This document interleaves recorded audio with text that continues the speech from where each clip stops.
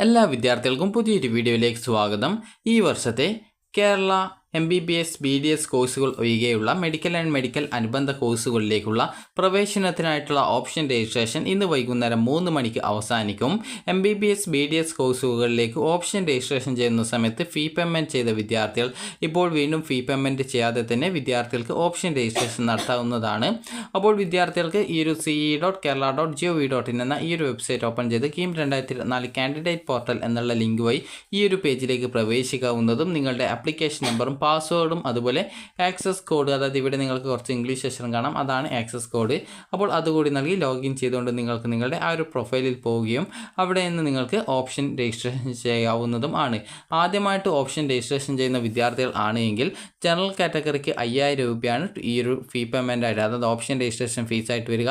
അത് ഓൺലൈനായിട്ട് അടക്കേണ്ടി വരുന്നതാണ്. അതുപോലെ തന്നെ ജുവനൈൽ ഹോം, അതുപോലെ തന്നെ ഈ ഒരു ശ്രീചിത്ര ഹോം, അതുപോലെ തന്നെ SC ST OEC വിഭാഗത്തിൽ ഫീസ് ആനുകൂല്യമുള്ള വിദ്യാർത്ഥികൾ എന്നിവർക്ക് ആകെ 500 രൂപയാണ് ഫീ പേയ്മെൻ്റ് ആയിട്ട് അടക്കേണ്ടതായിട്ട് വരിക. ഇങ്ങനെ നിങ്ങൾ അടക്കുന്ന ഫീസ് നിങ്ങൾ കോളേജിൽ അടക്കുന്ന കോഷൻ ഡെപ്പോസിറ്റിൽ നിന്നും കുറവ് ചെയ്യുന്നതായിരിക്കും.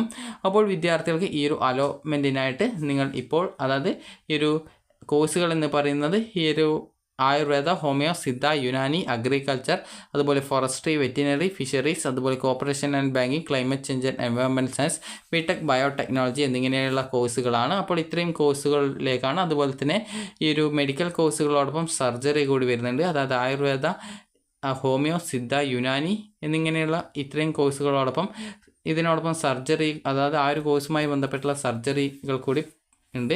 അപ്പോൾ ആ ഒരു രീതിയിലാണ് കോഴ്സ് വരുന്നത്. അപ്പോൾ ആ ഒരു കോഴ്സ് ഡീറ്റെയിൽസ് മനസ്സിലാക്കാനായിട്ട് നോട്ടിഫിക്കേഷൻസിൽ നിങ്ങൾ വിജ്ഞാപനം എന്ന് പറഞ്ഞുകൊണ്ട് ഇവിടെ കൊടുത്തിട്ടുണ്ട്. ജസ്റ്റ് അത് നോക്കുന്ന സമയത്ത് തന്നെ നിങ്ങൾക്ക് എന്താണ് ഈ ഒരു വിജ്ഞാപനത്തിൽ പറഞ്ഞിട്ടുള്ളത് എന്നുള്ള കാര്യം നിങ്ങൾക്ക് കൃത്യമായിട്ട് മനസ്സിലാക്കാവുന്നതാണ്.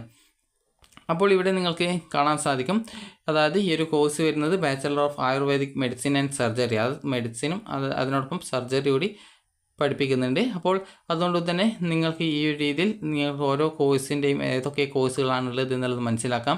അതുപോലെ തന്നെ ഇവിടെ ഈ ഒരു BSc ഹോണേഴ്സ് കോഴ്സാണ്. ബാക്കി അഗ്രികൾച്ചർ, അതുപോലെ തന്നെ ഫോറസ്ട്രി ഇതുപോലുള്ള കോഴ്സുകൾ. ഹോണേഴ്സ് എന്ന് പറഞ്ഞാൽ 4 വർഷത്തെ കോഴ്സാണ്. അപ്പോൾ അതിനാണ് ഹോണേഴ്സ് എന്ന് പറയുന്നത്. അപ്പോൾ ഓൾ ഇന്ത്യ തലത്തിലുള്ള ആയുർവേദ, അതുപോലെ യുനാനി, സിദ്ധ കോഴ്സുകളിലേക്കും ഈ ഒരു പരീക്ഷാ കമ്മീഷനാണ് അലോട്ട്മെൻറ്റ് നടത്തുന്നത്. അപ്പോൾ വിദ്യാർത്ഥികൾക്ക് ഇന്ന് വൈകുന്നേരം 3 മണി വരെയാണ് ഈ ഒരു രീതിയിൽ ഓപ്ഷൻ നൽകാനായിട്ട്, അതായത് ഓപ്ഷൻ രജിസ്ട്രേഷൻ ചെയ്യാനായിട്ട് പറ്റുക. അപ്പോൾ വിദ്യാർത്ഥികൾക്ക് ഈ ഒരു സെപ്റ്റംബർ 10-ാം തീയതിയോടെ ഇതിൻ്റെ ടെമ്പററി അലോട്ട്മെൻറ്റ്, അതായത് താൽക്കാലിക അലോട്ട്മെൻറ്റ് പ്രസിദ്ധീകരിക്കും.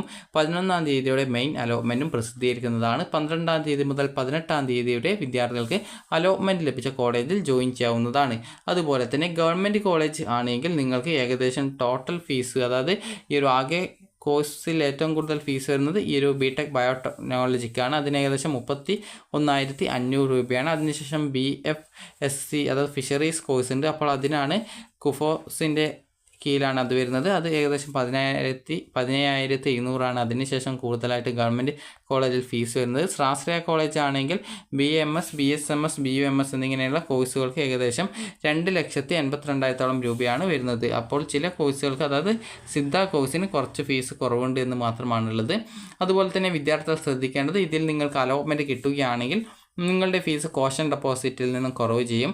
അതേസമയം അലോട്ട്മെൻ്റ് ഒന്നും കിട്ടിയിട്ടില്ലെങ്കിൽ നിങ്ങൾക്ക് ബാങ്ക് അക്കൗണ്ട് ഡീറ്റെയിൽസ് കൊടുക്കാനുള്ള ഓപ്ഷൻ വരികയും ആ ഒരു സമയത്ത് ബാങ്ക് അക്കൗണ്ട് ഡീറ്റെയിൽസ് കൊടുത്തു കഴിഞ്ഞാൽ ഈ ഒരു പൈസ നിങ്ങൾക്ക് റീഫണ്ട് കിട്ടുകയും ചെയ്യും. എന്നാൽ അലോട്ട്മെൻറ്റ് ലഭിക്കുകയും വിദ്യാർത്ഥികൾ കോളേജിൽ ജോയിൻ ചെയ്യാതിരിക്കുകയും ചെയ്തു കഴിഞ്ഞാൽ അലോട്ട്മെൻറ്റ് പ്രോസസ്സിൽ നിന്ന് പുറത്താക്കുകയും നിങ്ങൾ അടച്ച പൈസ പോവുകയും അതുപോലെ തന്നെ നിങ്ങൾക്ക് പിന്നീടുള്ള അലോട്ട്മെൻറ്റിൽ നിങ്ങളെ പരിഗണിക്കപ്പെടുകയും ചെയ്യുന്നതായിരിക്കില്ല.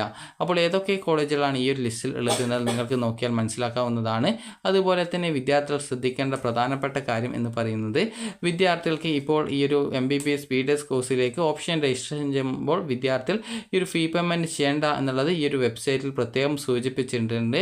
അപ്പോൾ പല വിദ്യാർത്ഥികളും പറയുന്നതാണ് ആ രീതിയിൽ ഫീ പേയ്മെൻറ്റ് ചെയ്യാനുള്ള പേജാണ് കാണിക്കുന്നത് എന്നുള്ളത്. അപ്പോൾ അതുകൊണ്ട് തന്നെ വിദ്യാർത്ഥികൾ ശ്രദ്ധിക്കേണ്ടത്, അത് നിങ്ങൾ കൃത്യമായിട്ട് ഈ ഒരു CE ഓഫീസിൽ ജസ്റ്റ് നിങ്ങൾ ഇന്ന് വൈകുന്നേരം അതായത് ഇന്ന് ഉച്ചയ്ക്ക് 12 മണിക്ക് മുമ്പായിട്ട്, അല്ലെങ്കിൽ ഈ ഒരു വൈകുന്നേരം 2 മണി, അതായത് ഉച്ചയ്ക്ക് 2 മണിക്ക് മുമ്പായിട്ട് വിളിച്ചു ചോദിക്കുക. കാരണം ഈ ഒരു വൈകുന്നേരം 3 മണി വരെയാണ് നിങ്ങൾക്ക് ഓപ്ഷൻ രജിസ്ട്രേഷൻ ചെയ്യാനുള്ള സൗകര്യം ഉള്ളത്.